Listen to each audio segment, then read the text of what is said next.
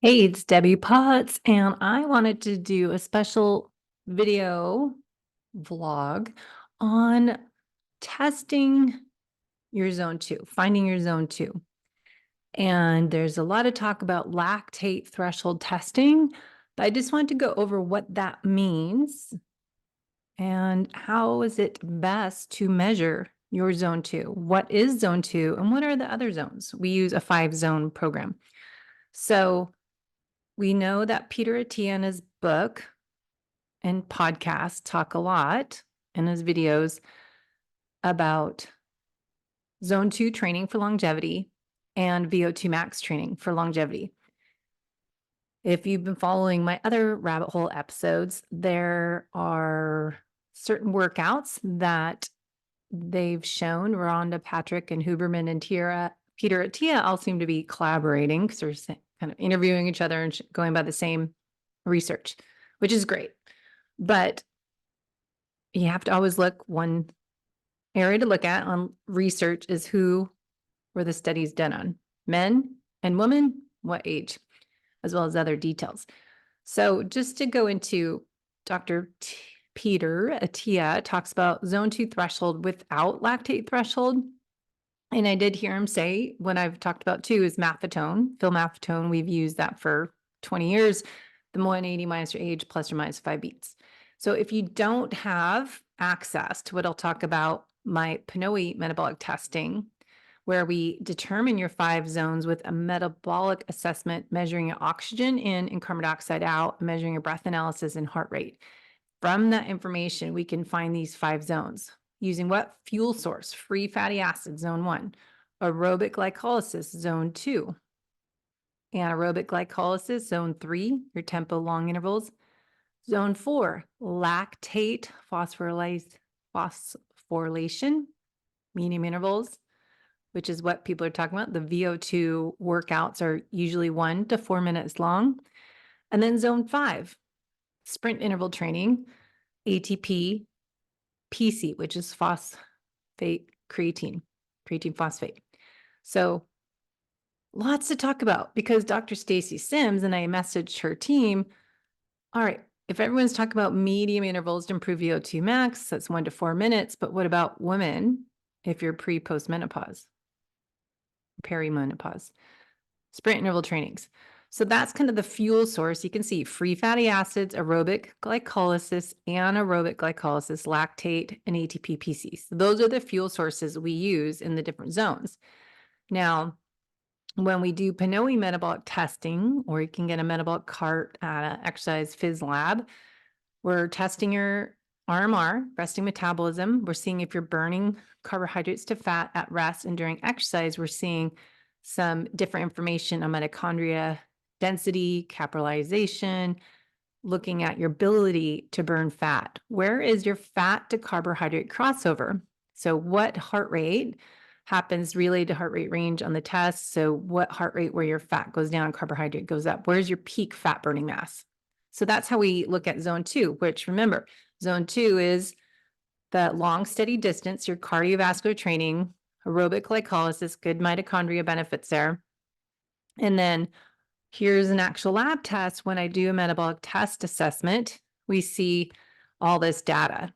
Now, if we get to a report, so you can see the different zoning and we can see the benefits that you get and fuel source and your breathing, and all this information we can collect from a test as a metabolic assessment that measures with the face mask on, breathing in, breathing out. So this is your heart rate coming up as we do a personalized protocol, increasing the resistance, the watts or speed every minute based on a little RP test we do beforehand to make sure we get an accurate 9 to 12 minute test. We're going up every minute. So we don't want to go up too fast because we don't get to see the different response at different intensities. And then we want to see fat, obviously it's right through here. And then you can see the fat drops goes down, and then you can see the purpley color. This is carbohydrate usage going up. So I'm just going over this because you can see how you can determine zone 2 based on a fuel source used, as well as breathing frequencies we're measuring as well. So your carbohydrate to fat usage, your volume of oxygen and carbon dioxide, calories and fat. So we can identify where are you burning the most fat? Where is your zone 2? And then we can look at so much more. So this is what we're doing your metabolic test when you're measuring breath. Now, if you're just doing lactate threshold, you're more seeing where does the lactate go up. And remember, in PNOE metabolic expert training notes I have here, lactate zone 4, not zone 2. Zone 2 is where you're burning the most fat. So if I skip over to the benefits of each zone, these are from our slides, so I shouldn't be showing these, but just real quick for my notes, let's go down to zone 2, increases mitochondria density, capitalization, tissue adaptation, endurance, and zone 3 improves lactate shuttle. So we have all these different benefits in each zone. But Peter is talking about zone 2 training using lactate. And if you can access lactate testing, it's a blood prick on your finger that you can do before and during the test. I'm trying to find an exact protocol. It's in the book I have in my house downstairs. But if you don't have access to a PNOE metabolic test, metabolism, Peter talks about using a lactate meter to test your zone 2. Where does your lactate go up? But it's not accurate as much as what we're doing here, a breath analysis. Obviously, well, a lactate test meter, it costs like $200-$300 that you can use. You just have to get new strips. This test, say it's $200-$300, $400, and do every 3 months. So we can find your true zone 2 because you're burning the most fat. And where does that metabolic crossover point happen? About right here. And you can start to see the carbohydrate usage go up and what heart rate that is. So that person's zone 2 might be here. And then we can identify where they're training too much in, not enough in, and figure out what they need to do in a personalized program. Because not everyone, especially females, and especially us endurance athletes who've been doing zone 2 for 20 years and we're getting older, we need a little more time, zone 1 to zone 5 interval training, and some zone 4, more women. As I said, we need more of the sprint intervals and come all the way down to this zone 1 down here. Now, men might need more zone 2 than women because women were already better by birth at doing zone 2. So generalizing that everyone needs to do whatever 3 hours a week of zone 2 might be a little much for some of us. So finding zone 2 lactate heart rate metrics, Peter did on this how to find your zone 2 without using a lactate meter podcast. So he'll do zone 2 based on their fat oxidation during escalated VO2 Max. That's what they do in their clinic. So he does do this metabolic testing cart. He's trying to generalize for those that don't have access to a metabolic cart is testing your lactate. And if you don't have that, then the next option is to figure out your training zone where you want to find, what is he saying? Oxidize most fat workloads and lactate meters. If you don't have one, it's doing a perceived exertion. And then if you're wearing heart rate monitor, I think is best that you can have a conversation that you're not just totally rest, right? Like how I am right now, but if you're exercising, you can still say a sentence or two, you're not out of breath. So I agree with that RPE, but I just want to make sure that everyone understands that he's not saying everyone just do lactate threshold. That's just general because most people, I assume he's saying, because most people don't have access to a metabolic testing cart to measure their VO2 max and measure the fat oxidation. So if you can find someone near you, PNOE, that can test you. If there's a group of people, we can bring the testing kit to you because it's easy to travel with. So how should patients train in zone 2? Peter says they won't be able to train with an indirect calometry. Some people have lactate meters, some people don't. So what they talk about in this video as other options. So again, the RPE test and Maffetone, Dr. Maffetone, Phil Maffetone, we know max aerobic function heart rate. So that's what he talks about a lot with this Dr. Inigo San Milan. And that's, I think he was using in his book. So let's go back and look at what is lactate threshold. Lactate threshold is related to your exercise intensity, which lactate, it's a fuel source, begins to accumulate in the bloodstream faster than it can be cleared. During low to moderate intensity, the body can clear lactate efficiently. So as exercise intensity increases, there becomes a point where lactate production exceeds clearance, leading to a rise in blood lactate concentration. And this is why he suggests, I would think, I'm assuming he's suggesting, testing your lactate at this point. So this threshold associated with increase in fatigue and decrease in performance.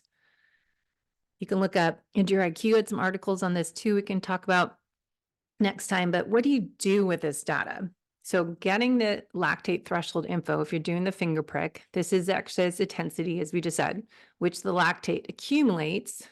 And so you want to stay near above or below that to improve in clearing lactate so you can tolerate higher intensity of exercise. And this can help improve endurance performance. Now, I would say that's more the interval training, doing this zone 4 type of workouts that you're working on clearing the lactate, doing zone 4, zone 3, getting those benefits there. Now, zone 2, I would do more the perceived exertion or Maffetone 180 minus your age plus or minus 5 beats. So find the max aerobic function heart rate formula on Phil Maffetone's website. So measuring the lactate is harder, but I think if you're going to do that on a treadmill, you might as well find someone as myself that does the PNOE testing. And I don't think you need both. Everyone's talking about lactate, but I don't think it's giving us as much information that you can gain from, as I showed you this data that I collect. This is a real test I did on someone to get this information versus just the lactate number. So yes, you can combine it. We can take blood samples when they're starting to see that increase in breathing frequencies and increase in carbohydrate fuel source. So we can get an idea, but really we want to use science and not math to figure out the program. And then we can look at your fitness level, your genetics, your training. I'm doing that Wild Health Fellowship program now. So I'm going to create a little manual on which genetic SNPs go to cardiovascular exercise, to strength and power, and to recovery and repair, and all the different type categories we can do, looking at genetics to help figure out personalized fitness program, as well as nutrition. So lactate threshold is sometimes expressed as a percentage of max heart rate or percentage of your VO2, but training around 80 to 90% of lactate threshold intensity is recommended for improving aerobic performance endurance. So that's just one marker. So remember, it's not the whole picture. It's just one part of what we want to do in a test. So lactate threshold can help you figure out where you accumulate lactate. And then I think Peter's saying, what I gather is stay below that to find your zone 2. So is that the best option? I don't think so. But if that's what you have, I would rather just not spend the money on lactate if you're just trying to figure out your zone 2 is just conversational pace. But also if you're already kind of fit and been working out, when I do the lab testing, even when I did this 15 years ago with new leaf metabolic testing, a lot of people were in zone 3 and not zone 2. So if we really want to know what your true zone 2 is and not be in zone 3, I would try to find someone to test you if you're really focused on improving your performance and longevity markers and fat loss. So we want to look at your training goals, your metabolic profile, your metabolic efficiency. Where are you burning the most fat? Where is your metabolic crossover point? And getting the breath analysis part of it so we can see the breathing frequencies changing. Then we can identify your fuel source by looking at breathing. So it depends on your budget and access to testing for sure. And ideally, what I like to do is a comprehensive assessment. So I look at your nutritional therapy intake forms, look at if you have any genetic markers, blood chemistry, put that all together.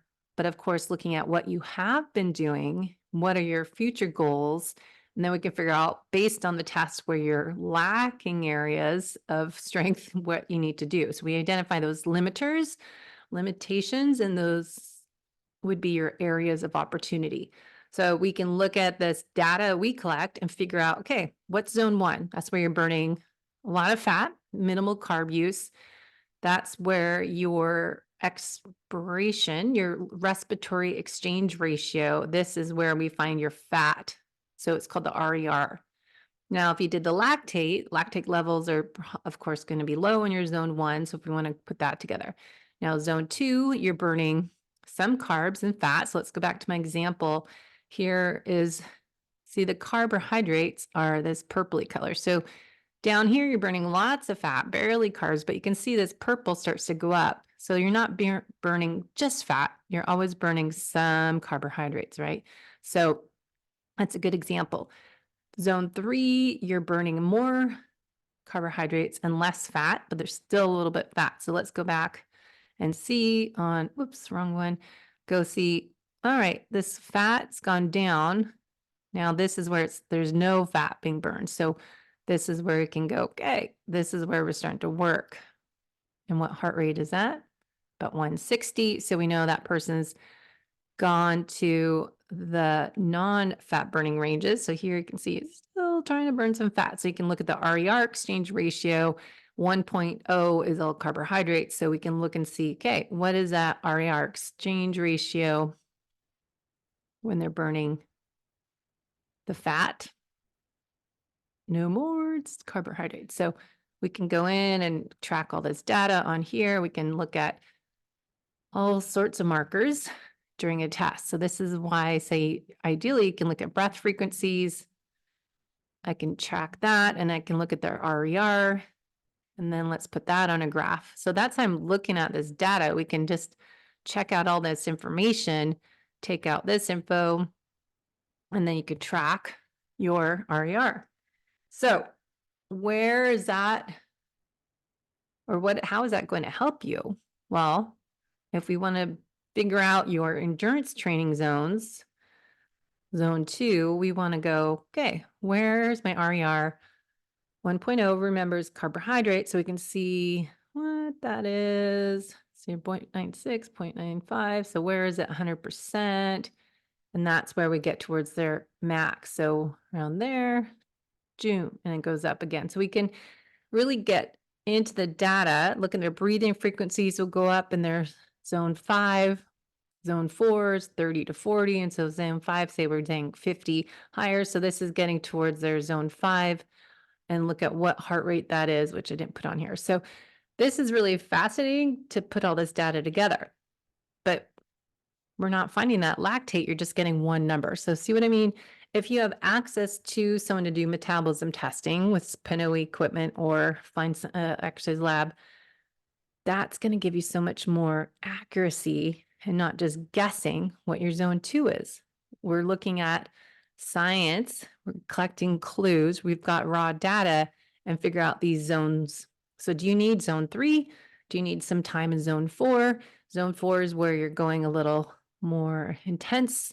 That's going to be that lactate levels continue to increase in here versus level 3 or zone 3, you're seeing that lactate goes up, right?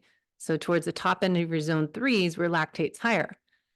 Lactate testing, if you go zone 4, that's going to be a little more anaerobic metabolism lactate. And then here, lactate levels are their highest. But then remember, zone 5, we're also using creatine phosphate fuel source.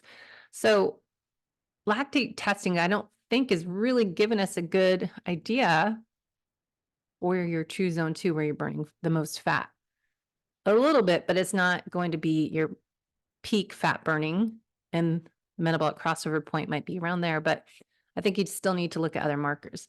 So I feel that Peter, Attia, all these YouTube videos I keep finding in social media posts and people asking me these questions on lactate threshold, that you are needing to not use a lactate threshold, use RPE when you don't have access to testing or you don't want to spend the money. It kind of depends on budget and accessibility. So lactate might be good along with the test, but if you could pick, I think I would pick, not because I own the equipment, but just to get my true zone 2, I want to see what fat to carbohydrates I'm burning and calories. So again, the zones are different benefits. We want to find those 5 zones where I am right now and really look at, my goal is to get mitochondria function improved. So zone 2 helps get the energy production up with the mitochondria improvement, mitochondria health, and that's going to help with our fat loss and longevity markers and performance. And then we want to get zone 5 will help get more density in the mitochondria. So really important to look at the different zone benefits. You can go look at my multiple blogs I've been doing on this, but we want to get improved mitochondria function with the way you should train and eat, fuel, train, and perform your best for mitochondrial biogenesis, how you should do HIIT training. Remember, HIIT training's going up to zone 5 or 4 and then coming down to zone 1. And that's something we look at when we're doing the test. So just know that, if you can get this whole test done, it's even better. Then I want to touch on the blog with EndurIQ,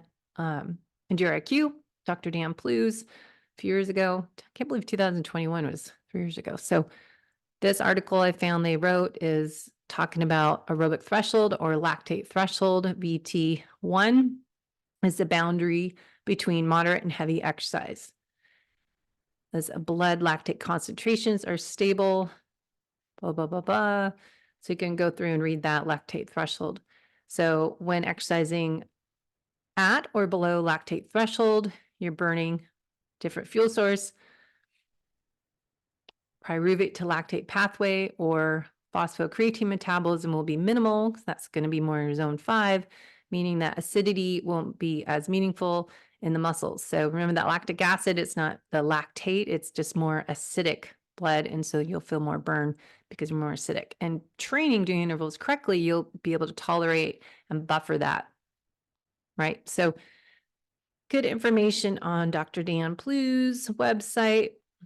Right. So lactate threshold is critical in endurance sport, defines upper limit for moderate intensity sessions, moderate intensity. So that zone 4, right?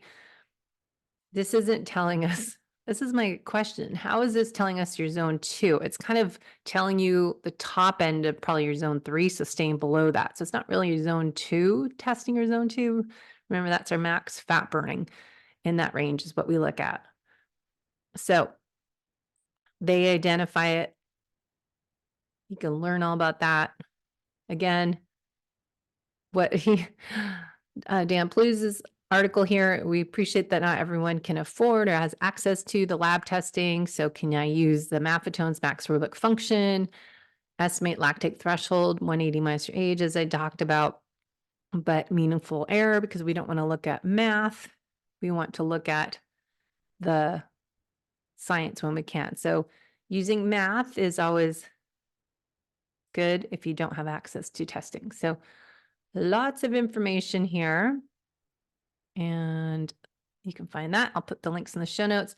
They also had on EndurIQ another article on how to interpret shifts in blood lactate during lab testing. So again, it's more of a lab test experiment, but you're looking at baseline and after training to improve lactate threshold and how to do that.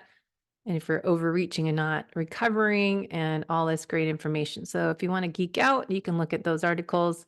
Also, Training Peaks had another article I found on the importance of lactate threshold, how to find yours. And Dan Plews wrote this article too. So why does it matter? I just feel like it's, if you can do a test, do the test. Lactate threshold, I don't think is what I would just choose to do. So everyone keeps asking me that. I just wanted to go over the differences of lactate threshold versus a breath analysis test that we're measuring your fat and carbohydrate usage and your breathing analysis and heart rate. So lactate threshold, you're getting heart rate and seeing which heart rate when the lactate goes up, where your threshold is. So great information both ways. So it depends on what you have access to and your budget. So again, we always can look at Maffetone's method we've done for years. You can also look at doing the talk test, checking that out where you start to get out of breath. So lots of research if you want to geek out on that. Check out Endure IQ, Dr. Dan Plews, and really want to know what this information is. Maybe you're not an athlete. Maybe you just want to get healthier. You're hearing all this information about zone 2 and the benefits of VO2 Max testing and how to improve your VO2 Max. So I've been putting all that information in my blog page. You can head over to my website to learn more. And if you want to do a test, if there's 10 people or more, I'll come to you. If you want to come out here to Del Mar, California, San Diego, we can do your test here. So I might just start adding lactate in just for curiosity, but it's not needed when I'm doing this. So the information we can get will help you figure out a personalized program. I don't think you need lactate as well, but if people are just thinking that is it, hopefully this helps kind of clear up a little bit of the differences of lactate threshold to a metabolism test. So a breath analysis using respiratory gases, oxygen, and carbon dioxide versus blood test, lactate, measuring where your fuel source changes to higher lactate in your blood. So that's just one marker versus all these markers. What do you think? So let me know if you have access to get a metabolism test or access to lactate threshold if it's in your budget, or if you don't, your options are the RPE and Maffetone formula. So that was it for my rabbit hole today. Hopefully that clears up some information. Have a great day and we'll talk to you next time.